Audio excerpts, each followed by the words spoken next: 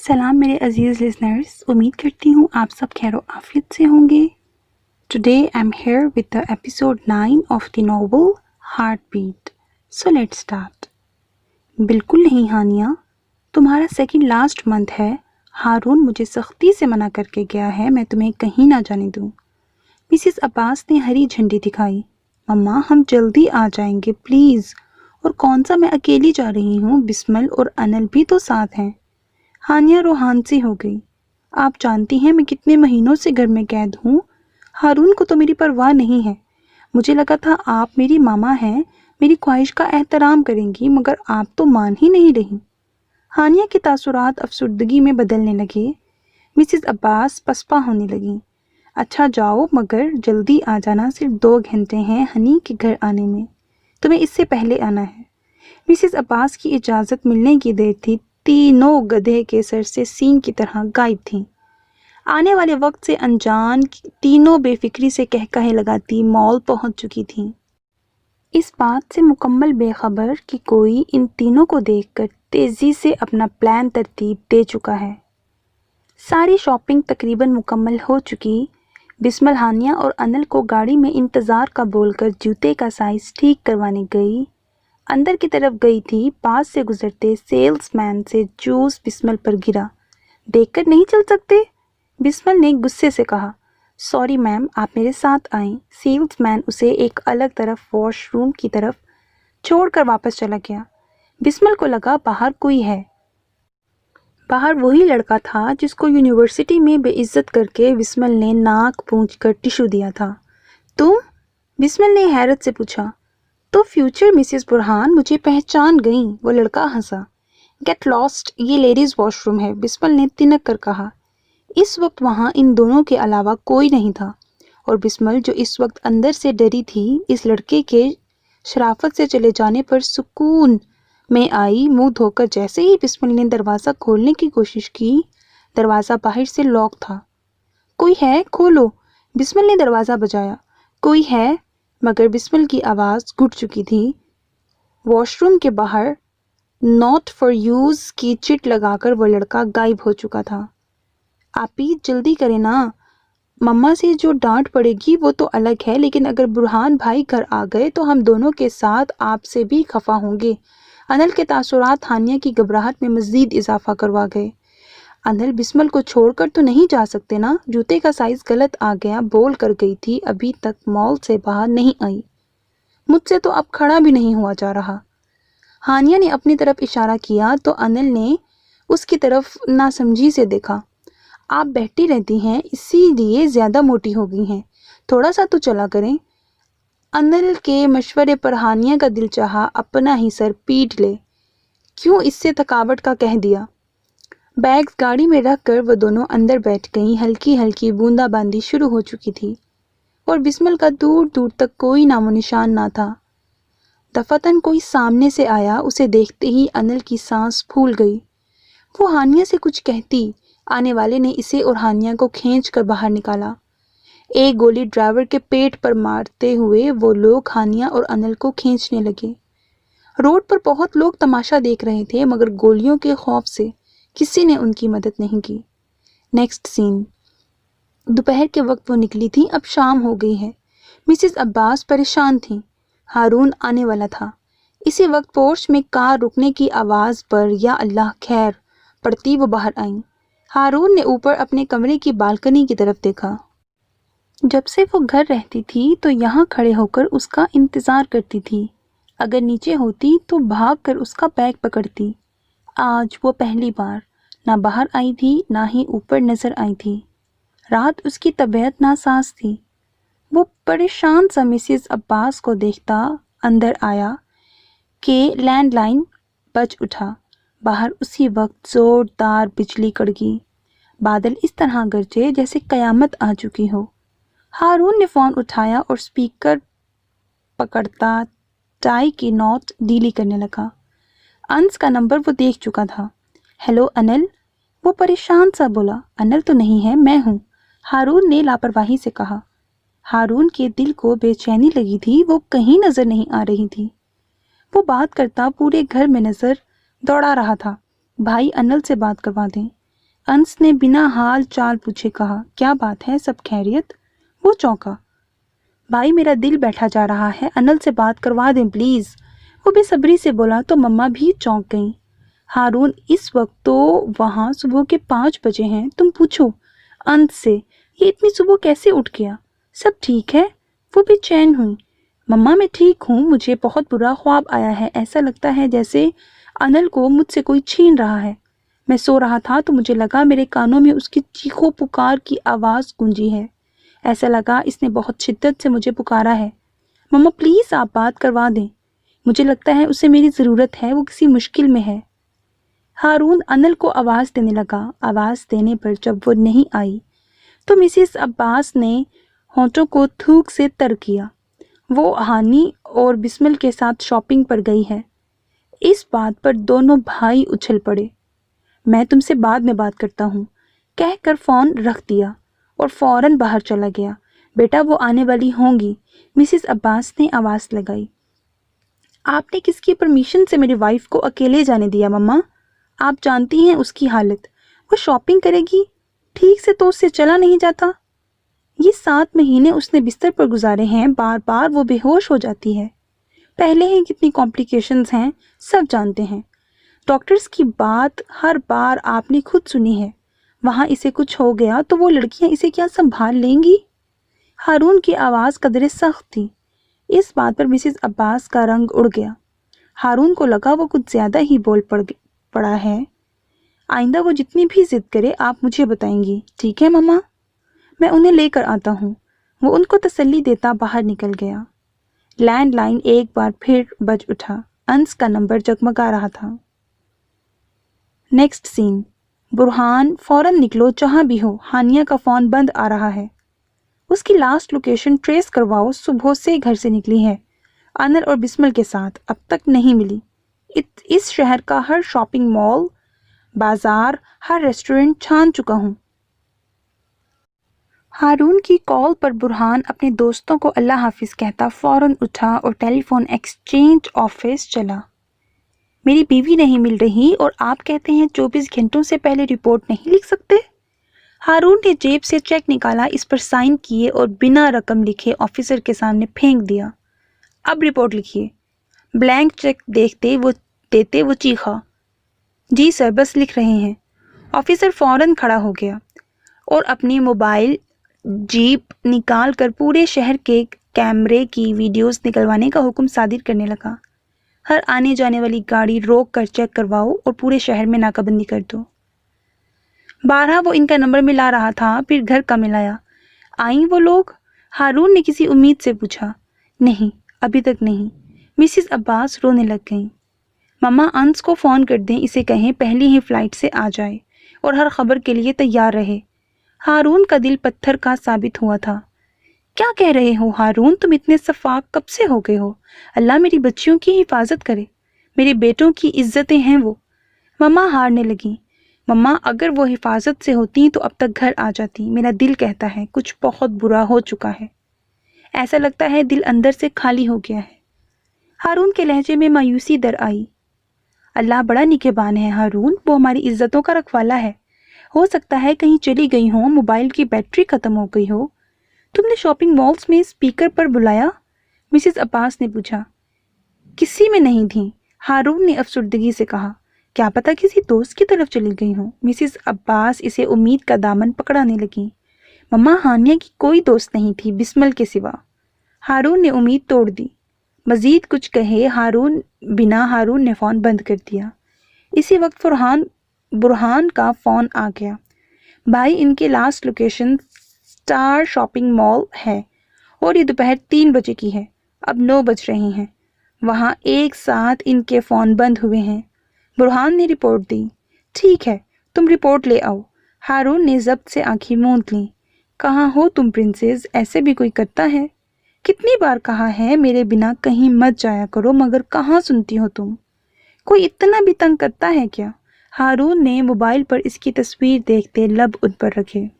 Next سین، موسم کی گرج چمک ختم ہو چکی تھی، ہر طرف لال رنگ کے بادل کالے آسمان کو خوفناک بنا رہے تھے۔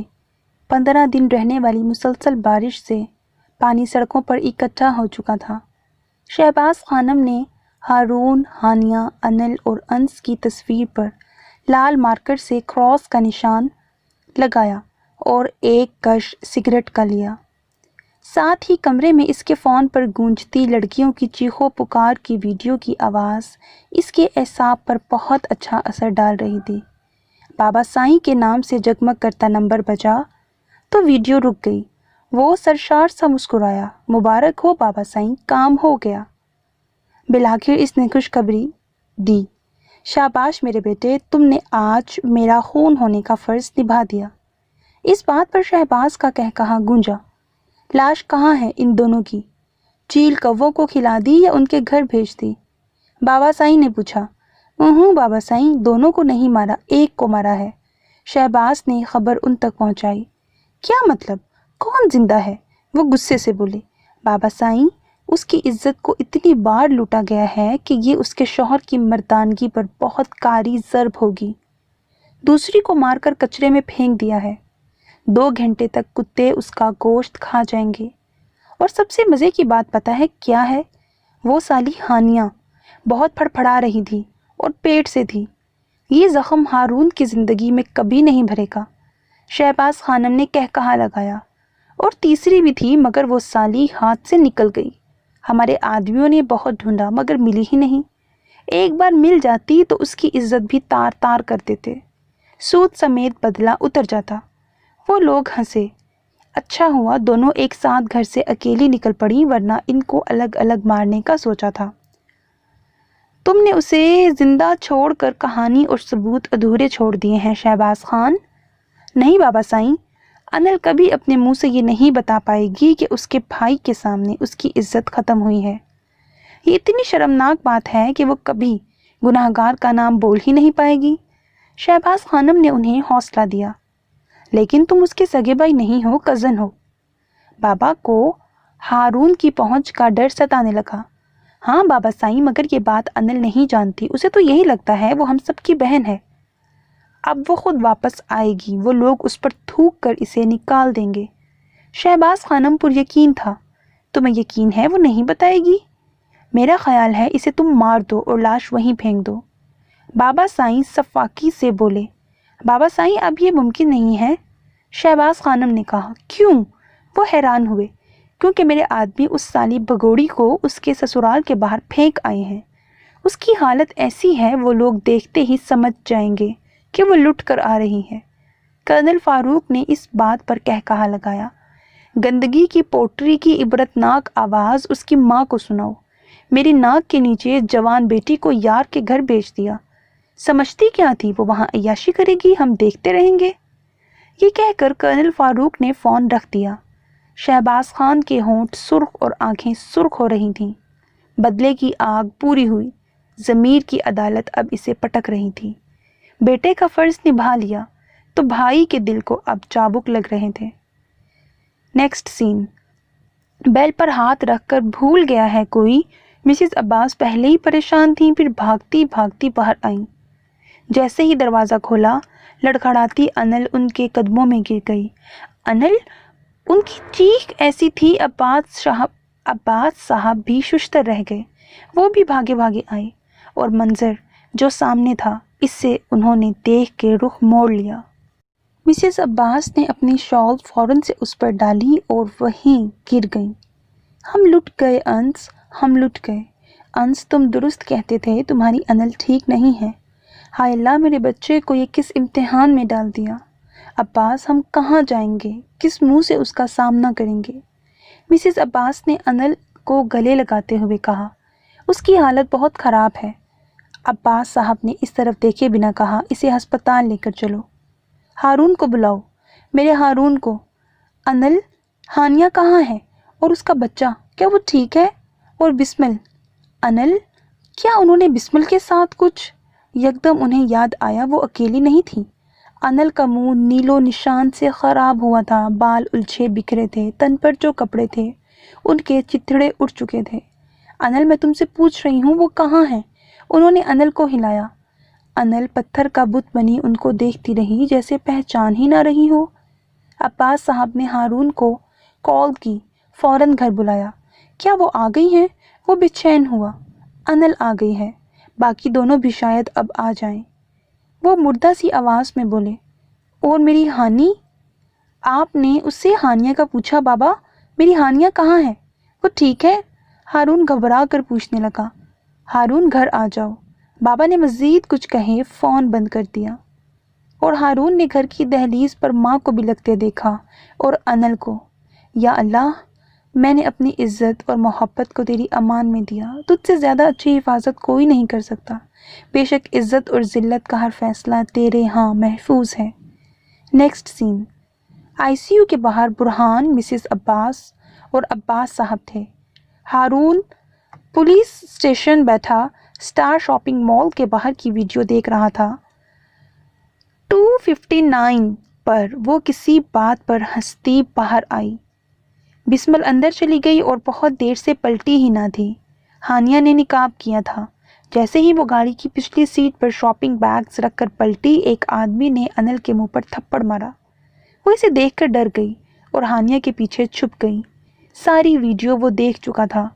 برہان کو فوراً اطلاع دی کہ بسمل مال کے اندر ہی ہے، وہ اس کی فوٹیج چیک کروا لے۔ مجھے اس روڈ کی طرف جتنے کیمرے ہیں ان کی فوٹیج چاہیے، ہارون نے آفیسر سے کہا۔ آپ اس آدمی کو جانتے ہیں؟ آفیسر نے پوچھا۔ ہاں، یہ میرے آفس میں کام کرتا ہے، عبداللہ، ہارون نے لب بھینچ کر کہا۔ آپ کی اس سے کوئی دشمنی ہے؟ آفیسر نے پوچھا۔ نہیں، یہ عام سٹاف ہے، میں نے تو کبھی اس آدمی پر دھیان ہی نہیں دیا، ہارون نے پیشانی مسلتے ہوئے کہا۔ نیکسٹ سین، جہاز لینڈ کرنے والا تھا۔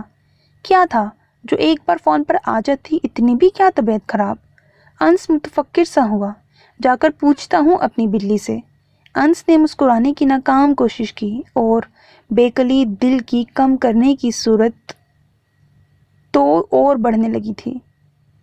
جہاز میں انس کی آواز نے جادو سا کر دیا، جب دکھ حد سے بڑھ جائے تو کیا پڑھا جائے۔ انس کو مفتی کی بات یاد تھی، جب ایک آدمی نے پوچھا تھا، کیا دکھ درد ختم کرنے کے لیے کوئی دعا ہے؟ وہ آدمی گھبراہٹ اور اذیت کی حد پر تھا۔ مفتی صاحب مسکرائے اور آسمان کی طرف دیکھتے ہوئے بولے، جب آپ صلی اللہ علیہ وآلہ وسلم کو کوئی غم لاحق ہوتا تو فرماتے، یا حیو یا قیوم برحمتک استغیث، مطلب اے ہمیشہ سے زندہ اور ہمیشہ قائم رہنے والی ذات، تیری رحمت کے صدقے میں مدد چاہتا ہوں۔ انس کو علم ہی کب تھا اسی دعاؤں کی ضرورت ہے۔ انس کے لب دعا کا ورد کر رہے تھے۔ اس نے سوچا دکھ کی منزل پار ہونے لگی ہے۔ جہاز رکتے ہی اس کے لبوں پر مسکراہٹ پھیل گئی۔ آ گیا ہے تمہارا انس، میری کشمیری بھولی بلی۔ انس کے لبوں پر دل فریب مسکراہٹ رینگ رہی تھی۔ نیکسٹ سین، 5ویں منزل، درد کی منزل، قیامت کی ایک کربناک رات۔ کچرے کے ڈھیر میں پڑے ہانیہ کے بے سدھ وجود میں زندگی کی کوئی رمق باقی نہ تھی۔ ہارون بت بنے اس کے جسم سے بہتا خون دیکھ رہا تھا، جس نے کچرے کے ڈھیر کو بھگو کر رکھ دیا تھا۔ ابھی تو نہ جانے اس طوفانی بارش نے کتنا اس معصوم کا خون نالیوں میں بہایا ہوگا۔ کس کس پولیس اہلکار نے اسے دیکھا، کب اسے ہاسپٹل لے کر گئے، وہ نہیں جانتا تھا۔ اس کا دھیان صرف ایک نقطے کی طرف تھا، جہاں سے زندگی مٹا دی گئی تھی۔ برہان نے نیم بے ہوش بسمل کو کیمرے کی مدد سے ڈھونڈ لیا تھا۔ بسمل کو ہوش آیا تو وہ ہاسپٹل میں تھی۔ اس کی اپنی ہی چادر سے اس کا وجود ڈھانپ دیا گیا تھا۔ سامنے کھلی کھڑکی سے باہر دیکھتا برہان کھڑا تھا، جس کے کسرتی بازو اس نے اپنے سینے پر باندھے تھے۔ بسمل کو رہ رہ کر وہ سین یاد آتا، کیسے اس سیلز مین نے اسے جان بوجھ کر وہاں بھیجا اور پھر سپرے اس پر کر دیا۔ اٹھ کر خاموشی سے بیٹھتے بسمل نے وہ چادر سر پر اچھی طرح لی۔ مجھ سے خفا ہو؟ بسمل کو ڈر ہوا کہ وہ کیوں منہ موڑے کھڑا ہے۔ وہ سامنے ہوتی تھی تو وہ کب منہ موڑے رہتا تھا۔ نہیں، تم سے نظر نہیں ملا پا رہا، تمہاری حفاظت جو نہیں کر سکا۔ برہان کا لہجہ افسردہ تھا، مگر میں تو بالکل ٹھیک ہوں۔ بسمل خود چل کر اس تک گئی تو برہان نے بے یقینی سے اسے دیکھا۔ تم سچ کہہ رہی ہو؟ انہوں نے صرف تمہیں بے ہوش کیا تھا؟ برہان کے لہجے میں سکون بھرنے لگا۔ وہی لڑکا تھا جس کو تم میرے مقابلے میں کمزور سمجھتے رہے۔ تم نے اسے وارن کیا ہوتا تو یہ مت ہوتا۔ بسمل نے کندھے اچکائے۔ آئی لو یو جان، برہان نے اس کا چہرہ تھام کر کہا۔ بسمل کو اس کا لہجہ بھیگا لگا، پھر بھی وہ اسے خفگی سے ہٹا گئی۔ میں نے اس لیے منگنی نہیں کروائی کہ تم فلرٹ کرتے رہو، گھر چھوڑ کر آؤ مجھے۔ وہ مسکرائی تو اسے دیکھتے برہان کے لب بھی مسکرائے۔ محبت ایسی ہی تو ہوتی ہے، محبوب مسکرائے تو مسکراہٹ جادو سے درد میں بھی آ جاتی ہے۔ انل اور ہانیہ کے متعلق کچھ بھی بتائے بنا برہان اسے اس کے گھر چھوڑ آیا اور ساتھ ہی اس کی ماں اور باپ کو بھی مطمئن کر دیا۔ ہانیہ کے وجود میں سانس ابھی باقی تھی۔ 4 گھنٹوں سے مسلسل ہوتے آپریشن کے بعد اس کی زندگی کی نوید سنائی گئی، ساتھ ہی نئے مہمان کی ننھی بے قصور لاش بھی تھما دی گئی۔ کتنی ہی دیر اس ننھے بے جان وجود کو وہ دیکھتا رہا، جس نے سانس لینا بھی نہیں سیکھا تھا اور اس کا قتل آنکھ کھولنے سے پہلے کر دیا تھا۔ کتنا انتظار کیا تھا تمہارا، تم مجھے پاپا بولو گے اور میری پرنسس کو مما۔ کیا کیا نہ سوچا، کیسے ہم مل کر پرنسس کو ستائیں گے، کیسے زج کریں گے، مگر تم نے تو یار سارے پلان ہی خراب کر دیے۔ اپنے بیٹے کے سرد ننھے وجود کو اٹھائی وہ شکوے سے بولا، اسی لیے کہتے ہیں اللہ سے بڑا پلانر کوئی نہیں۔ وہ کہتا ہے تم سوچو، میں بھی سوچوں گا، مگر میری سوچ حقیقت میں بدل جائے گی اور تمہاری سوچ خواب اور سراب میں۔ صرف ایک چیز ہونی کو ٹال سکتی ہے، تقدیر کو بدل سکتی ہے، اور وہ ہے دعا۔ تم نے دعا کی تھی؟ عباس نے اس کے برابر ہاسپٹل کے ٹھنڈے فرش پر بیٹھے پوچھا تو ہارون نے نفی میں سر ہلایا۔ میں نے اس وقت میں صرف اللہ سے ہانیہ کی دراز عمر کی دعا مانگی تھی، مجھے کیا معلوم تھا دعا نہ مانگی تو دامن خالی رہ جاتا ہے۔ وہ اپنے بیٹے کی میت کو گلے لگا کر با آواز رو رہا تھا۔ آس پاس سے گزرتے لوگ اسے طرز کی نگاہ سے دیکھتے۔ عباس صاحب نے اس بھرپور مرد کو اپنی بوڑھی آغوش میں سمیٹا۔ ان بازوؤں میں ابھی بھی دکھ سہنے کی سکت باقی تھی۔ ہارون، دعا مانگنا ضروری ہے، مگر ایسا نہیں ہے کہ دعا نہ مانگنے سے انسان خالی دامن اور بے مراد رہ جائے۔ وہ نوازتا تو ان کو بھی ہے جو مسجد اور کعبہ کو نفرت کی نظر سے دیکھتے ہی چرچ اور مندروں میں کھڑے روتے ہیں، اپنے ہی ہاتھ سے بنائے بت کو خدا مانتے ہیں۔ وہ لوگ تو یہ بھی نہیں سوچتے کہ جس پہ جان مٹی اور پتھر کی مورت کو اپنے ہاتھ سے بناتے ہیں وہ انہیں کیا دے گی، ایک معمولی ٹھوکر سے تو وہ ٹوٹ جائے گی۔ وہ نہیں سوچتے کیا نعوذ باللہ ان کا خدا اتنا نازک ہے؟ ہارون، وہ خدا اتنا رحیم اور کریم ہے، وہ پھر بھی انہیں نوازتا ہے۔ پھر تم میری جان مایوس کیوں ہو؟ وہ اب نہیں تو جب ہی صحیح، مگر نوازے گا ضرور۔ یہ اللہ کا حکم، میری جان اس کے حکم پر رویا نہیں کرتے۔ تم دعا کرو، دعا سے سب مرض بھول جاتے ہیں۔ میں نے تو اپنی محبت کو اپنے ہاتھ سے قبر کے اندھیروں میں اتارا تھا، میں بھی ٹوٹ کر بکھرا تھا، مگر اس کی خوشبو محسوس کرنے کو تم میرے پاس نہ ہوتے تو میں واقعی بکھر جاتا۔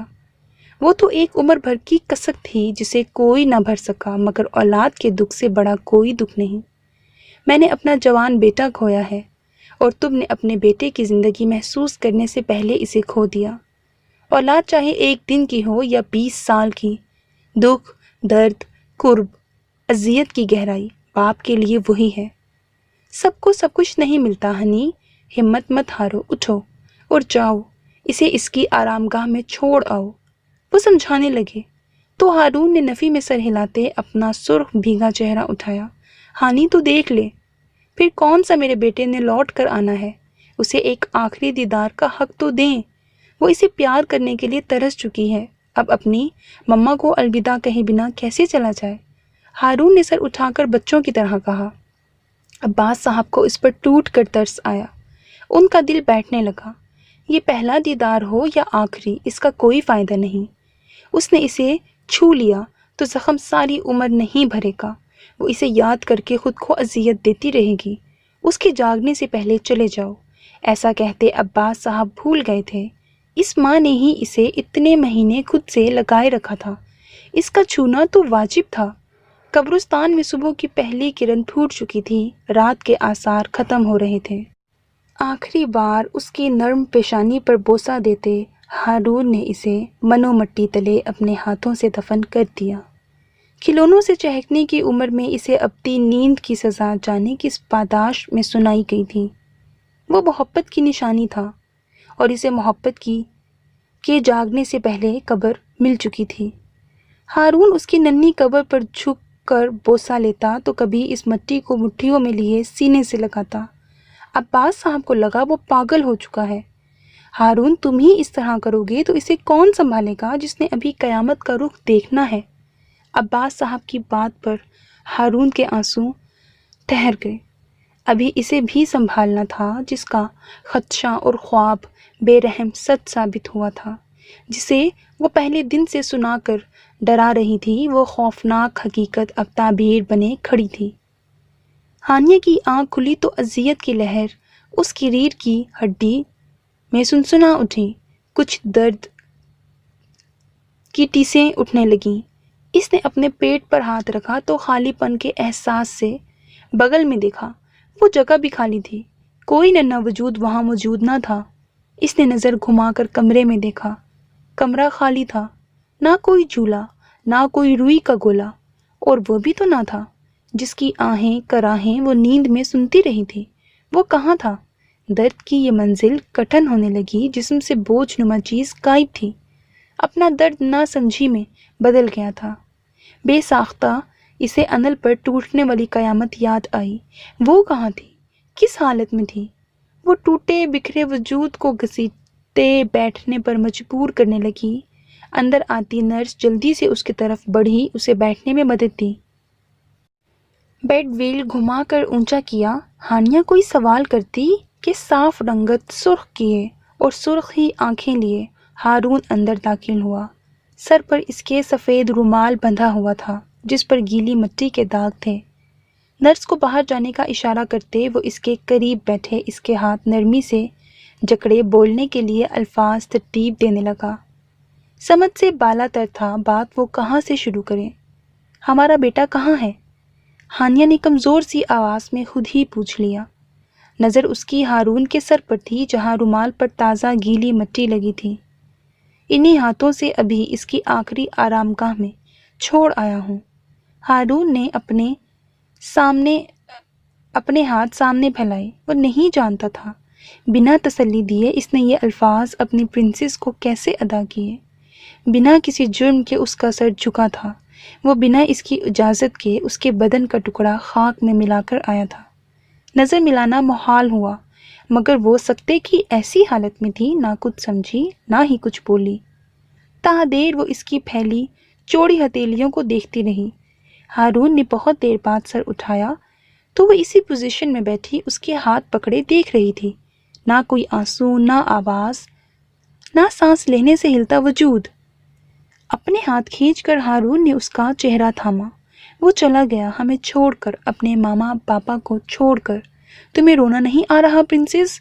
ہارون کی آواز میں نمی تھی۔ آپ نے اسے پیار کیا تھا؟ ہانیہ کی آواز میں کوئی نمی نہ تھی، حیرت تھی، بے یقینی تھی، تھوڑا سا۔ ہارون نے کہتے اسے خود سے لگایا، تو مجھے پیار کیوں نہیں کرنے دیا؟ یکدم اسے ہٹاتی وہ چیخی تھی۔ ہارون پر چیختی چلاتی وہ ہذیان ہونے لگی۔ شدید دھچکا نروس بریک ڈاؤن کی صورت میں سامنے آیا۔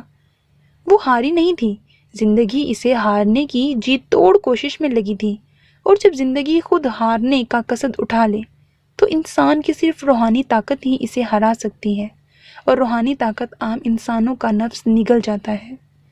وہ کب پائی جاتی ہے کوئی صوفی کے دل میں معلوم ہوگا۔ نیکسٹ سین۔ انس کو دیکھتے مسز عباس خود پر قابو نہ رکھ سکیں، خود کو مجرم سمجھتی وہ بلکنے لگیں۔ انس حیران پریشان سا ہوا۔ ایسی بھی کیا طبیعت خراب اس کی ماما کہ سارا گھر ہاسپٹل ہے؟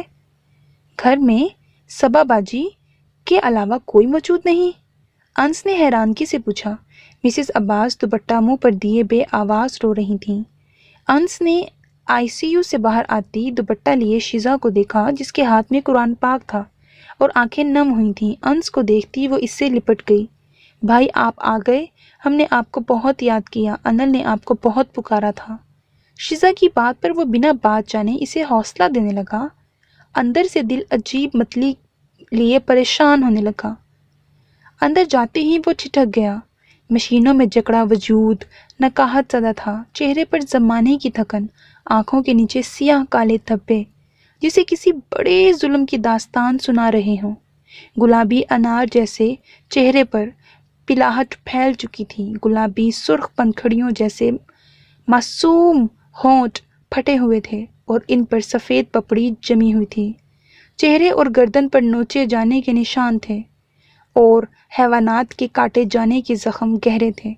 انس کو یوں لگا اس کی کشمیر کی معصوم کلی کی معصومیت کسی نے چھین لی ہو۔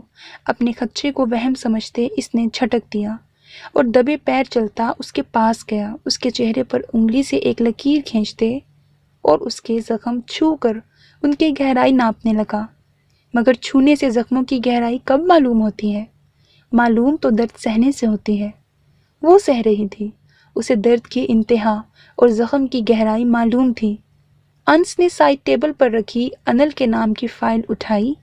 ایک یہی تھی جس میں ہر حقیقت بیان تھی، جس میں ہر رپورٹ حرف بہ حرف درج تھی، کڑوا سچ کالے لفظوں میں بے دردی سے بیان کیا گیا تھا۔ اس چھوٹی سی معصوم بچی کی معصومیت حقیقت میں چھینی گئی تھی۔ یہ غم کی داستان انس پر وارد ہو چکی تھی۔ اجتماعی زیادتی لفظ تھے یا خنجر جو انس کے پھڑپھڑاتے دل پر لگے تھے۔ ہر کاغذ، ہر حرف بکھرتا چلا گیا، سیاہی پھیل رہی تھی، لفظ ہنس رہے تھے۔ وہ سامنے بستر پر پڑے بے جان وجود کو دیکھتا رہا، لفظ با آواز اس پر ہنسنے لگے۔ محبت بھلا یوں بھی آسانی سے کسی کی جھولی میں ڈھالی گئی تھی؟ عشق کے امتحان تو ازل سے لیے جا رہے تھے، پھر انس کو یہ صوفی طاقت بنا آگ کے دریا سے گزرے کیسے مل جاتی؟ ہوش میں لوٹتے وہ تیز تیز قدموں کے ساتھ باہر نکل گیا۔ ماما شیزا برہان، کس نے اسے روکنے کی کوشش کی؟ وہ نہیں جانتا تھا کون کون آوازیں اور واسطے دے رہا تھا۔ وہ جانتا تھا وہ صرف اپنا دکھ کہ کس قدر اسے آسمان سے اٹھا کر زمین پر پٹکا گیا ہے۔ دریا سے اٹھتی چیختی لہریں انس کے پیروں کو چوم کر واپس چلی جاتی اور ایک انس وہاں بیٹھا رہا۔ پاکٹ میں رکھا فون بار بار بج رہا تھا، پھر خود ہی خاموش ہو چکا تھا۔ دنیا میں اگر سانس لینا زندہ ہونا ہے تو وہ زندہ تھا، مگر جی نہیں رہا تھا۔ کسی کا MMS ملتے اس کا خون کھول اٹھا اور انہی پیروں گھر لوٹا اور اپنا سامان پیک کرتے ایئرپورٹ کی طرف روانہ ہو گیا۔ وہ دوبارہ اس ملک، اس جگہ میں نہیں آنا چاہتا تھا۔ یہاں کے گھٹن زدہ ماحول میں سانس لینا مشکل تھا۔ سب ختم ہو چکا تھا، آبرو، عزت، عشق، معصومیت، سب ختم ہو چکا تھا۔ باقی تھی تو عمر بھر کی کسک، دل میں رہ گئی ایک خالی جگہ جس کا زخم کوئی نہیں بھر سکتا تھا۔ ہانیہ ابتدائی جھٹکے کے بعد اب سنبھل چکی تھی۔ ہارون نے گھر کے ہر کونے میں سیکیورٹی گارڈ ہانیہ کے گھر پہنچنے سے پہلے ہی منعقد کر دیے تھے، حتیٰ کہ بالکنی کی گرل میں 2 گارڈ ہمہ وقت کھڑے رہتے۔ ہارون کے سہارے وہ اپنے نیم مردہ وجود کو گھسیٹ کر گھر کے اندر آئی۔ طویل سیڑھیوں کی طرف دیکھتے اس نے ہارون سے اجازت مانگی، میں نیچے انل یا شیزا کے روم میں رہ لوں؟ مجھ سے یہ سیڑھیاں نہیں عبور ہوں گی۔ ہانیہ کی گھبراہٹ پر اس نے اگلے ہی جھٹکے اسے اٹھا دیا۔ گھر کے ہر کونے میں گارڈز تھے۔ ہانیہ حیرت سے اسے دیکھنے لگی۔ وہ ایسا بے باک تو کبھی نہ تھا۔ کیا وہ اسے خوش کر رہا تھا یا مداوا؟ بہت نرمی سے اسے تکیوں کے سہارے بٹھاتے ہارون نے اسے محبت سے دیکھا۔ اپنا سکارف اتار دو پرنسس، ہمارے کمرے میں کوئی نہیں ہے، ہارون نے اس کی سہولت کے لیے کہا۔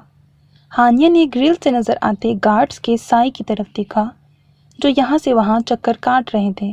انہیں باہر سے نظر نہیں آتا۔ ہارون نے نرمی سے کہا، نہیں میں ٹھیک ہوں۔ ہانیہ نے اپنا سکارف کی پن دوبارہ لگائی جو ابھی وہ کھول چکا تھا۔ ٹھیک، جیسے میری پرنسس کی مرضی، میں نماز پڑھنے جا رہا ہوں، 20 منٹ تک آ جاؤں گا۔ ہارون نے اجازت طلب نظر سے اس کی طرف دیکھا۔ گھر میں پڑھ لیں میرے پاس۔ ہانیہ کی آنکھوں میں خوف و ہراس بھرنے لگا۔ ہارون نے گہری سانس لی۔ بہت دن سے مسجد کی شکل بھی نہ دیکھی تھی، پہلے ہاسپٹل اور اب گھر میں ہی نماز ادا کرنی پڑتی۔ میں یہی ہوں اپنی پرنسس کے پاس، اس کی پیشانی کو چومتے ہارون نے کہا اور وضو کی نیت سے باتھ روم چلا گیا۔ ہانیہ پہلے باتھ روم کے بند دروازے اور پھر نماز ادا کرتے ہارون کو دیکھتی رہی۔ دعا مانگ کر وہ اس کے پاس آ گیا۔ ہانیہ نے اس کے ہاتھ اپنے سامنے پھیلائے۔ آپ نے اس کی آنکھیں دیکھی تھیں؟ آپ کی طرح بھوری تھیں یا میری طرح سیاہ؟ ہانیہ نے بھیگی نم آواز میں پوچھا۔ اس نے آنکھیں ہی نہیں کھولی۔ ہارون نے اس کی آنکھیں صاف کرتے ہوئے کہا اور اس کے سسکتے وجود کو پناہ دی۔ اس کی تصویر لی تھی؟ ہانیہ نے پھر سے سوال کیا۔ نہیں۔ ہارون مجبور تھا۔ ایک ماں کو دلاسا دینے کے لیے اللہ نے کوئی چیز نہیں بنائی تھی۔ اگر بنائی تھی تو کم سے کم وہ ہارون عباس کے پاس موجود نہیں تھی، وہ بھی اس وقت جب وہ خود بھی اسی غم میں پور ڈوبا تھا۔ نیکسٹ سین۔ اور زندگی اتنی ڈھیٹ ہوتی ہے، وہ اتنا کچھ ہونے کے باوجود بھی نہیں رکتی۔ 2 مہینوں کے انتظار کے بعد انل کو ہوش آ چکا تھا۔ وہ زندگی کی طرف لوٹنے لگی تھی، مگر اس کی شہد رنگ آنکھیں ویران تھیں۔ ہر وقت کسی کی راہ دیکھتی۔ آنے والا آ کر جا چکا تھا۔ سب نے اس حقیقت کو اس سے چھپا دیا تھا۔ نائٹ کلب اس وقت ہر طرف رنگ برنگی تتلیاں تھیں جو کھلے ہوئے گلاب کی مانند چہک رہی تھیں۔ بیہودہ لباس و آرائش، گہرے میک اپ اور شراب کا گلاس لیے ڈانس فلور پر ناچ رہی تھیں۔ بلیو شارٹ فراک پہنے ایک لمبی سی لڑکی انس کے پاس آ کر گری۔ انس کا گلاس خالی دیکھ کر وہ ہنسنے لگی۔ تم میری طرف سے پیو گے؟ کیتھرین نے اس کے گلاس میں زہریلی نشیلی شراب ڈالی۔ اس کا دل بری طرح انس پر آیا تھا۔ لمحوں کی خطا تھی اور انس کیتھرین کے سامنے ڈھیر ہو چکا تھا۔ انل، اسے مدہوشی میں خود پر جھکا وہ چہرہ انل کا لگا۔ لمحوں کا فسوں سب تباہ کر گیا۔ صبح کی روشنی اپنے ساتھ سیاہ رات کی داستان کے نشان لائی تھی۔ وہ چکراتا سر لیے اٹھا تو اپنے پہلو میں سوئے وجود کو دیکھ کر ٹھٹک گیا۔ وہ اسے جانتا تک نہ تھا اور وہ اس کے گھر بلکہ اس کے بستر پر موجود تھی۔ جو ایک آخری چیز اسے یاد تھی وہ تھا وہی شراب کا گلاس اور خود پر جھکا انل کا چہرہ۔ اب چہرے بدل چکے تھے۔ شراب نے بہلا دیا تھا۔ گناہ کی رات گزر چکی تھی۔ وہ اس دلدل میں بری طرح دھنس چکا تھا۔ نیکسٹ سین۔ مسز عباس کا فون اس نے یہاں سے جانے کے بعد ایک بار بھی نہ اٹھایا تھا، اور اب آج وہ خود فون کر رہا تھا، مگر وہ فون بیگ میں رکھے باہر کہیں گئی ہوئی تھیں۔ انل کے ڈسچارج پیپر سائن ہو چکے تھے۔ ابھی وہ شاید کسی ڈاکٹر سے ہی ملنے عباس صاحب کے ساتھ گئی تھیں۔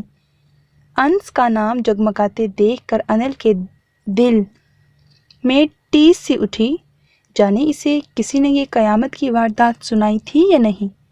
انل کا دل پھڑپھڑایا۔ دل چاہا کہیں سے یہ مہربان شخص سامنے آ جائے اور اس کے سینے میں منہ چھپائے سارے دکھ آنسوؤں کے ذریعے بہا دے۔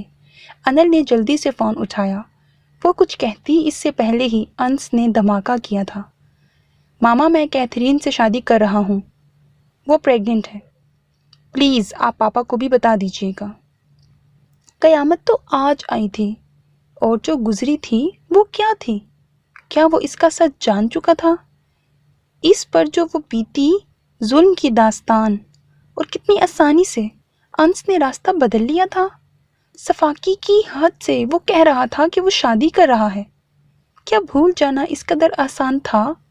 کیا وہ نہیں جانتا تھا وہ اس قسم کی ہر لذت سے انجان ہے؟ وہ کس قدر معصوم تھی؟ اسے تو اس تعلق کا، انسانیت کے اس روپ کا راز علم ہی نہ تھا۔ فون ہاتھ سے گرا، وہ بھی چکرا کر گری۔ سر کے پیچھے حصے سے بہتا خون ندی کی طرح بہنے لگا۔ کمرے کے باہر خون کی دھار جا رہی تھی۔ مسز عباس کے جوتوں میں جب خون لگا تو وہ ہڑبڑا کر دروازہ کھولا۔ نیکسٹ سین۔ دن ہفتوں اور ہفتے مہینوں میں اور مہینے سالوں میں ڈھل گئے۔ درد کی منزل کم نہ ہوئی تھی۔ ایک کسک کی طرح سب کی زندگی سے چپک گئی تھی۔ 3 سال سے وہ اسی بیڈ پر بے خبر نیند سو رہی تھی۔ کوما میں گزرے یہ ماہ و سال شاید اس کی اذیت کم نہ کر پائے تھے، نہ ہی رہائی اس کا مقدر بنی تھی۔ ہانیہ نے نرس کے ساتھ مل کر اس کے کپڑے چینج کوائے تھے اور مسز عباس کوئی دعا پڑھ کر اس کے بنائے بنا نمک کے اور مرچ والے سوپ پر پھونک رہی تھیں، جس میں صرف گوشت اور پانی گھی کے چند قطرے ملے ہوئے تھے۔ انل کی ڈرپ میں انجیکشن کے ذریعے ڈالتی جا رہی تھی، ساتھ ساتھ کچھ پڑھ رہی تھیں۔ خوراک کی نالی اندر جاتی غذا اسے زندہ رکھے تھی۔ نرس کے سپرد کر کے وہ باری باری باہر آ گئیں۔ ہانی آفس کے لیے لیٹ ہو رہا ہے، کب سے بلا رہا ہے؟ ہارون باعجلت بولتا آیا۔ آ گئی بس، انل کا کچھ کام تھا۔ ہانیہ مستعدی سے گئی اور اپنا کلچ لے کر آئی۔ ہارون، آپ کو یاد ہے نا آج 2 بجے ہماری ڈاکٹر سے میٹنگ ہے؟ ہانیہ نے یاد دلایا۔ میں بھول چکا تھا، مگر آج 2 بجے تو جیلانی صاحب کے ساتھ بھی میٹنگ ہے۔ ڈاکٹر کی میٹنگ مس کر دو، پھر کبھی چلیں گے۔ ڈرائیو کرتے ہارون نے کہا۔ برہان کے بیٹھے وہ مزید کچھ کہہ نہیں سکتی تھی، اس لیے ضبط کر کے بیٹھی رہی، مگر آفس جاتی وہ تن فن کرتی اس کے روم میں گئی۔ آپ کا دل نہیں چاہتا اللہ ہمیں اولاد کی نعمت سے نوازے؟ اس لیے ڈاکٹر سے کتراتے ہیں آپ؟ ہانیہ اس پر چلائی۔ آرام سے بات کرو پرنسس، اور ڈاکٹر کے پاس جانے سے کیا ہوگا؟ اللہ نے ہمیں اولاد کی نعمت سے نوازنا ہوا تو دعا قبول ہو جائے گی۔ وہ رسان سے بولا، اگر آپ ڈاکٹر کے پاس نہیں جائیں گے تو میں آپ کی دوسری شادی کروا دوں گی۔ ہانیہ نے بے بسی سے کہا، کچھ نہیں دیا میں نے آپ کو سوائے آنسوؤں، تکلیفوں اور دکھ کے، میرا مر جانا ہی بہتر ہوگا۔ ہانیہ بے بسی سے بولی۔ ہارون کو اس کی ایسی باتوں کی عادت ہو چکی تھی، بول بول کر وہ خود ہی تھک گئی۔ جواب نہ ملنے پر اپنے ہی ہاتھوں میں چہرہ چھپائے رونے لگی۔ منہ دھو آؤ، چلے جائیں گے ڈاکٹر کے پاس۔ ہارون کے پاس دوسرا کوئی آپشن نہ تھا، ماننا ہی پڑا۔ سنک پر چہرہ جھکائے پانی کے چھپاکے مارنے کے ساتھ ساتھ وہ رو بھی رہی تھی۔ ہارون اس کے پیچھے واش روم تک گیا، بہت ہی نرمی سے اس کا رخ اپنی طرف کیا۔ اس کا چہرہ پہلے پانی اور پھر تولیے سے صاف کرتے یکدم وہ ہنسنے لگا۔ کاجل پھیل گیا ہے تمہارا، اپنے انگوٹھے سے اس کی آنکھ صاف کرتے ہارون نے بتایا۔ ہانیہ نے آئینے میں دیکھا تو رونی صورت بنائے سچ میں کاجل بہت زیادہ پھیل چکا تھا۔ بیوٹیفل، ہارون نے آئینے میں دیکھتے کہا تو ہانیہ کی بھی ہنسی نکل گئی۔ میں چاہے چڑیل ہی لگوں، آپ نے خود سے عہد کیا ہے میری تعریف ہی کریں گے۔ ہانیہ کے لہجے میں فخر آنے لگا۔ بیوٹیفل کو اب بیوٹیفل ہی نہیں ہی کہیں گے، جھوٹ بول کر جانا کہاں؟ ہارون نے ڈرنے کی ایکٹنگ کی تو ہانیہ نے پانی اس پر اچھالا۔ ویری بیڈ پرنسس، یہ آفس ہے۔ ہارون نے اسے مصنوعی خوبصورتی سے دیکھتے اس کی کمر میں ہاتھ ڈالے ہانیہ کھلکھلائی۔ بھائی یہ فائل، برہان کے اندر آنے پر دونوں چونک اٹھے۔ سوری۔ انہیں دیکھ کر برہان نے شرمندگی سے کہا اور باہر جانے لگا۔ آ جاؤ، ہم صرف منہ ہاتھ ہی دھو رہے تھے۔ ہانیہ کی آنکھ میں کچھ چلا گیا تھا۔ اپنا چہرہ ہاتھ سے ہی پونچھ کر ہارون نے وضاحت دی۔ ہانیہ کے جاتے ہی وہ برہان کی بات سننے لگا۔ بھائی مجھے آپ سے کچھ بات کرنی تھی۔ برہان نے الفاظ کو ترتیب دیتے ہوئے کہا۔ کہو۔ ہارون نے گویا اجازت دی۔ کیا آپ سچ میں نہیں جانتے انس اس وقت کہاں ہے اور کس ملک میں ہے، دنیا کے کس کونے میں ہے؟ آپ نے گھر کا ماحول دیکھا ہے؟ مما عجیب بلائی بلائی رہتی ہیں، ہر وقت نظر دروازے پر ہوتی ہے۔ پاپا کتنے کمزور ہو گئے ہیں، ان کو جچتا ہے کیا اتنے بیٹے پیدا کر کے ڈاکٹرز کے چکر لگانا؟ بیٹوں کے باپ تو راجا ہوتے ہیں، اور انل نے جیسے سوئے رہنے کی قسم کھائی ہے۔ ڈاکٹرز کہتے ہیں جب تک وہ خود نہ چاہے وہ ٹھیک نہیں ہو سکتی۔ وہ ٹھیک کیوں نہیں ہونا چاہتی؟ میری سمجھ میں یہ بات نہیں آتی۔ اور ہانی آپی کو دیکھا ہے، ہر مہینے کوئی نئی ڈاکٹرز انہیں پاگل بنا کر جانے کون کون سی دوائیاں دے دیتی ہیں، کبھی حکیم اور کبھی کسی فقیر کے پاس پہنچ جاتی ہیں۔ میری سمجھ نہیں آتا کہ سب کو ہو کیا گیا ہے، اور میں آپ پر حیران ہوں، آپ ہاتھ پر ہاتھ دھرے سب کو یوں دیکھ رہے ہیں جیسے کچھ ہوا ہی نہیں۔ برہان کے سوال پر ہارون نے نظر چڑھائی۔ برہان سر جھٹک کر کھڑا ہو گیا۔ ایسا لگتا ہے خوشیاں ہمارے گھر کا راستہ بھول گئی ہیں اور کبھی اس طرف نہیں آئیں گی۔ آفس سے نکلتے برہان کی آخری بات ہارون کی سماعت سے ٹکرائی، اور پہلے ہارون چونکا، پھر اس کے چہرے پر مسکراہٹ پھیل گئی۔ تو تم کس مرض کی دوا ہو لٹل بردر؟ ہارون نے زیر لب کہا۔ لیٹس گو پرنسس، یار کتنا کام کرو گی؟ ہارون نے ہانیہ کی چیئر کے پیچھے سے جھک کر کمپیوٹر اسکرین کو دیکھتے ہوئے کہا، بس تھوڑی دیر ورنہ صبح کی ساری محنت بیکار جائے گی۔ ہانیہ نے مصروف سے انداز میں کہا، اگر ہم ڈاکٹر کے پاس جا کر وقت ضائع نہ کرتے تو میری پرنسس کی انگلیاں یوں گھوم نہ رہی ہوتی۔ ہارون کے لہجے میں شرارت در آئی۔ ہانیہ اسے گھور کر جلدی جلدی سب وائنڈ اپ کرنے لگی۔ برہان کہاں چلا گیا؟ اب کہ ہارون کو یاد آیا وہ کہاں ہے؟ اسے بھی تو گھر جانا ہوگا۔ سارا آفس بھائیں بھائیں کرتا خالی تھا۔ شام کے 6 بج رہے تھے اور ہانیہ 1 گھنٹے سے بس تھوڑا سا کہہ کر اسے بہلا رہی تھی۔ یار کبھی کبھی میں سوچتا ہوں بلا جواز تمہیں اس جھنجٹ میں ڈال دیا ہے۔ کیا ہی اچھا ہوتا میں 5 بجے گھر داخل ہوتا، میری پرنسس میرے لیے تیار ہوئے میرے استقبال کو آتی، مجھے اپنے ہاتھ سے پانی پلاتی، شام کی چائے ہم مل کر بناتے۔ سامنے ٹیبل پر بیٹھا ہارون خیالی پلاؤ پکا رہا تھا۔ ہانیہ نے اسے دیکھے بنا بولنا شروع کیا، ہاں ضرور ایسا ہوتا، مگر ہنی آپ نے بالکل میرے ساتھ والے روم میں اپنا آفس بنایا اور میرے روم میں کیمرے لگوا دیے جو آج تک مجھے ملے ہی نہیں، جانے کس کونے خدرے میں چھپائے ہیں۔ کبھی لگتا ہے سامنے وہ پھول کیمرہ ہے، کبھی لگتا ہے یہ پین کیمرہ ہے۔ آپ مجھے گھر چھوڑ کر یہاں ایک بھی کام نہیں کر سکتے تھے، ہر وقت پریشان رہتے میری پرنسس کیا کر رہی ہوگی، کہاں بیٹھی ہوگی، جانے کس سے بات کر رہی ہوگی۔ ہانیہ نے کمپیوٹر شٹ ڈاؤن کرتے ہوئے کہا اور اسکارف ٹھیک کرتے اپنا کلچ اٹھایا۔ ہارون کا منہ بن گیا۔ ویسے یار بتا دیں کہاں لگائے ہیں کیمرے؟ ہانیہ نے اس کی بازو پکڑتے محبت سے پوچھا۔ ہارون نے ایک نظر کمرے میں جگمگاتی چھوٹی چھوٹی سیلنگ لائٹس کو دیکھا، پھر ان کا بٹن بند کیا۔ یہ لو ہو گئے بند کیمرے۔ ہارون کے انکشاف پر ہانیہ کا منہ کھل گیا۔ آپ نے ان لائٹس میں کیمرے فکس کروائے ہیں؟ وہ پوچھ رہی تھی۔ ہارون نے کندھے اچکائے، وہ اس کا بھلا کیا بگاڑ سکتی تھی؟ آفس کے باہر بہت رش تھا، بہت سے آفس کے لوگ ابھی تک وہاں جمع تھے۔ یہ کیا ہو رہا ہے؟ ہانیہ حیرت سے چلائی۔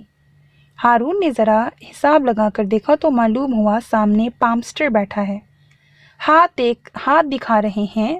توبہ کیا جہالت ہے! ہارون نے جھرجھری لی اور کار کی طرف بڑھا۔ میں بھی دکھاؤں گی۔ بنا ہارون کی اجازت مانگے یا جواب کا انتظار کیے وہ بھیڑ کو چیرتی اندر داخل ہو گئی۔ ہارون حیران پریشان سا کار کا دروازہ اور منہ کھولے کھڑا رہ گیا، پھر غصے سے زور سے دروازہ بند کیا اور ہانیہ کے برابر جا کر کھڑا ہوا۔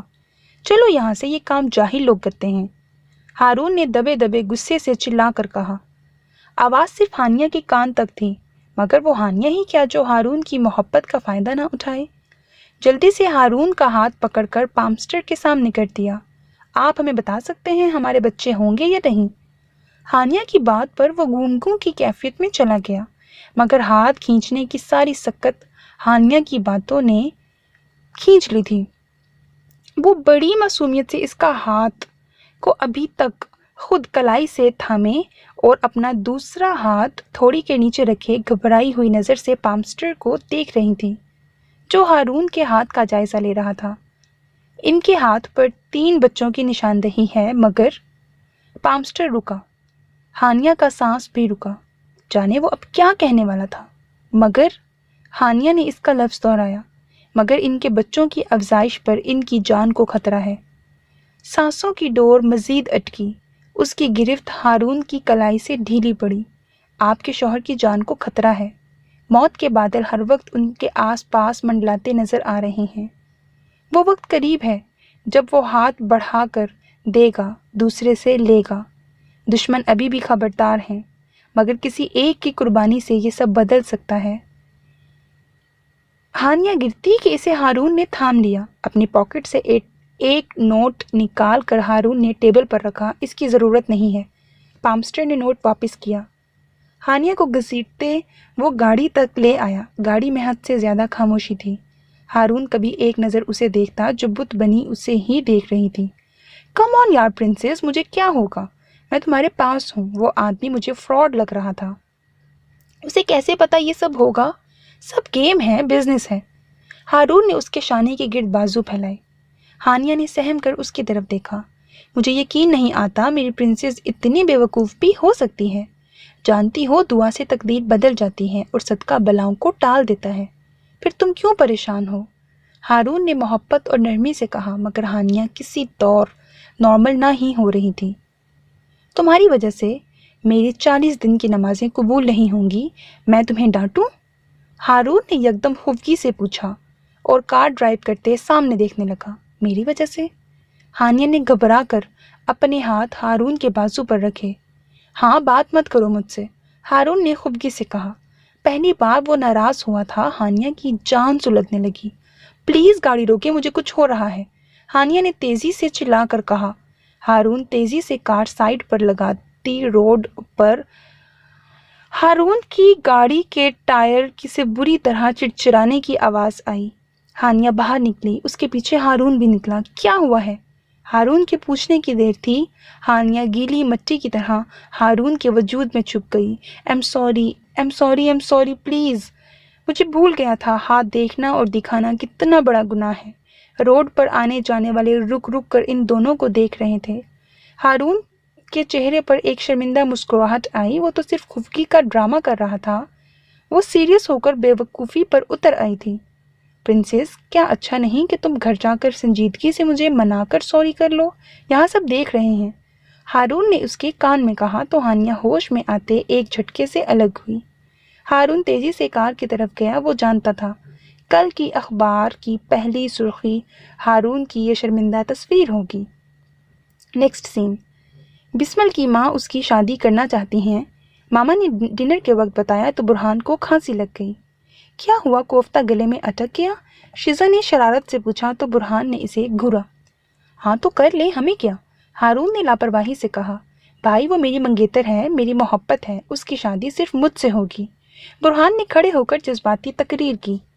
ہانیہ کے سوا سب کے چہرے پر ہلکی ہلکی مسکراہٹ پھیل گئی۔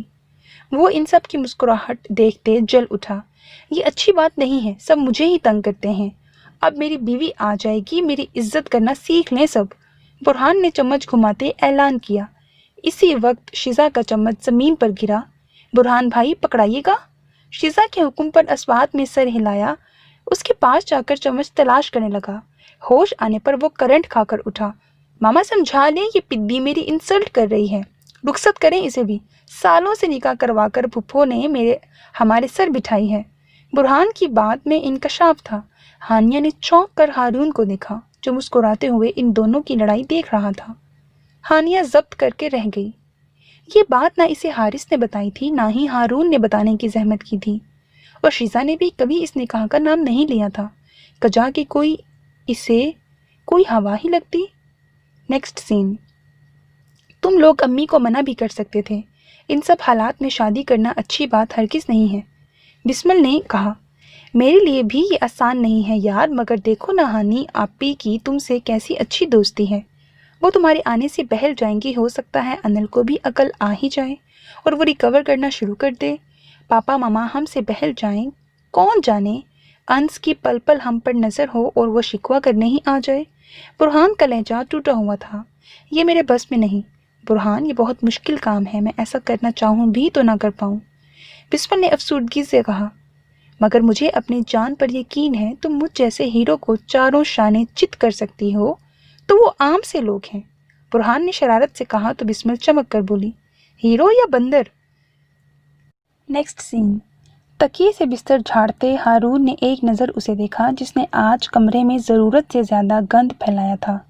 ابھی اس نے ہانیہ کے سب کپڑے خود ہینگ کیے جو کہ بستر پر اور زمین پر گرے تھے، دھلے ہوئے پریس کپڑے وہ صرف ڈپریشن میں خراب کرتی تھی۔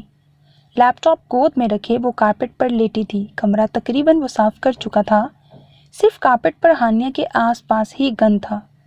ہارون نے تھوڑا ترچھا ہو کر دیکھا تو گوگل پر شوہر کی لمبی عمر کے وظیفے سرچ کر رہی تھی، شام والی بات اس نے دل و دماغ پر حاوی کر لی تھی۔ ہارون نے گلاس میں پانی ڈالتے اس کی اینٹی ڈپریشن کی پلز نکالی اور اس کے سامنے بیٹھتے پانی اور پلز دیں۔ یہ کیا ہے؟ ہانیہ دوا اور پانی کو دیکھتے پوچھنے لگی۔ اینٹی ڈپریشن، ہارون نے سادگی سے کہا، تو آپ کھا لیں۔ ہانیہ نے اس طرح منہ اٹھا کر کہا جیسے وہ ہارون کی دوا ہو اور ہانیہ کا دور دور تک اس دوا سے کوئی لینا دینا نہ ہو۔ یہ تمہاری دوا ہے پرنسس، ہارون نے نرمی سے دوا اس کے منہ میں ڈالی اور پانی کا گلاس اس کے ہونٹوں سے لگایا۔ کیا دیکھ رہی تھیں؟ دکھاؤ، ہارون نے اس کے برابر بیٹھتے کہا تو ہانیہ نے لیپ ٹاپ فوراً بند کر دیا۔ میں اٹھنے ہی لگی تھی، دیکھ لیا جو دیکھنا تھا۔ وہ گڑبڑا کر کھڑی ہوئی اور لیپ ٹاپ الماری میں رکھ کر چابی گھما دی۔ ہارون اپنے دونوں ہاتھ کمر پر جمائے اسے دیکھتا رہ گیا۔ ویری بیڈ پرنسس یار، اب مجھ سے باتیں چھپاؤ گی؟ وہ خفا ہوا۔ آپ نے بھی تو مجھ سے چھپائی ہیں۔ کیا نہیں چھپائی؟ شیزا کا نکاح ہوا ہے، وہ بھی آپ کے کزن سے۔ کہاں ہے وہ پھپھو؟ آج تک مجھ سے کیوں چھپایا؟ میرے تو بھائی بھابھی نے مجھے اپنی زندگی سے احسان عظیم کر کے نکال دیا، مگر آپ کے رشتہ دار کہاں ہیں؟ ہانیہ نے کہا تو لہجہ روٹھا روٹھا تھا، مگر ہارون کی رنگت بدلتی گئی۔ وہ نظر چراتا رخ پلٹ گیا اور کارپیٹ پر ڈالا اس کا گند صاف کرنے لگا۔ ہانیہ پر نیند حاوی ہونے لگی۔ دوا نے اپنا اثر دکھانا شروع کر دیا تھا۔ لائٹ بند کر دیں پلیز، میری آنکھوں میں چبھ رہی ہے۔ ہانیہ بولتے بولتے یکدم نیند کی وادی میں اتری تو ہارون نے افسردگی سے اسے دیکھا۔ پہلے منگیتر، پھر بھائی اور اب بیٹے کی جدائی نے اسے کیا بنا دیا تھا۔ وہ کتنی ٹوٹ پھوٹ کا شکار تھی، وہ اچھی طرح جانتا تھا۔ سب کچھ بتا دیتا، مگر جو نہیں بتاتا تو کیوں نہیں سمجھ لیتی؟ وہ چیز تمہیں دکھ سے دور رکھنے کے لیے کرتا ہوں پرنسس۔ کیا اب تک اتنا بھی مجھے نہیں جان پائی؟ میں یہ بھی جانتا ہوں ایک نہ ایک دن تم اس بات کی حقیقت جان جاؤ گی، مگر جب تک تمہارے علم میں نہ رہے تو بہتر ہے۔ ہانیہ کے اوپر کمبل اڑاتے ہارون نے لائٹس آف کی اور کمرے کے اندر موجود بکس ریک کی سب سے نچلی کتاب اٹھا کر اس ریک میں چابی لگانے لگا۔ ریک ایک طرف ہٹ گیا۔ سامنے موجود کمرے میں ٹیبل کو دیکھتے ہارون نے ایک نظر ہانیہ کو دیکھا اور پھر ڈم لائٹس میں وہاں سے ایک ڈائری نکال کر چومی۔ وہیں بڑا تصویروں والا البم اس نے ٹیبل کی سطح سے اٹھایا اور باکس نما میز میں احتیاط سے سب رکھنے لگا۔ اس باکس نما میز میں رکھی چیزیں دیکھتے ہارون کی آنکھوں میں نمی گھلنے لگی۔ کس کس دکھ کا بار اٹھاؤ گی؟ میرے ساتھ کس کس بات کا سچ بتاؤں؟ اس آگ میں مجھے اکیلے جلنے دو ہانیہ۔ ہارون عباس، سچ تم تک پہنچتے تم جل کر راکھ ہو جاؤ گی، تمہیں سمیٹنا ناممکن سا ہو جائے گا۔ ایسی وعدہ خلافی میں ہرگز نہیں کر سکتا۔ حارث نے تمہیں نازک آبگینے کی طرح رکھنے کے خواب دیکھے تھے، مجھے ان کی تعبیر سچ کرنے دو۔ نہیں دے سکتا کوئی دکھ تمہیں، چاہ کر بھی تمہیں خوش رکھنا میری زندگی کا اہم جزو ہے۔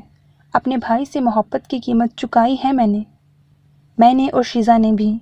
تم کیا جانو تم تک کا سفر کتنا خاردار تھا، اس میں کتنے کانٹے تھے، اور کس کس کا دل ٹوٹا ہے اور کس کس کی محبت چھوٹ گئی ہے۔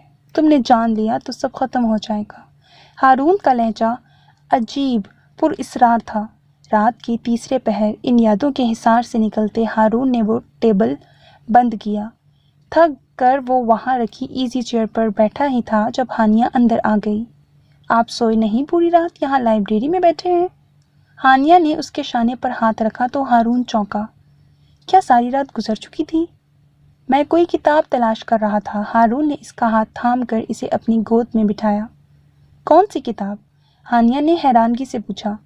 جو ڈھونڈ رہا تھا وہ خود چل کر آ گئی۔ ہارون نے اس کا چہرہ اپنی طرف موڑا۔ طبیعت ٹھیک ہوئی ہے تمہاری؟ ہارون نے اسے چونکتے دیکھ کر بات بدل دی۔ مجھے کیا ہونا، میں تو مزے سے سوئی تھی رات بھر۔ ہانیہ نے چہک کر بتایا تو ہارون کے چہرے پر مسکراہٹ پھیل گئی۔ اس کے گرد بازو باندھتے وہ چیئر ہلانے لگا۔ ہانیہ نے کچی سی نیند میں جاتے سکون سے سر اس کے سینے پر رکھ دیا۔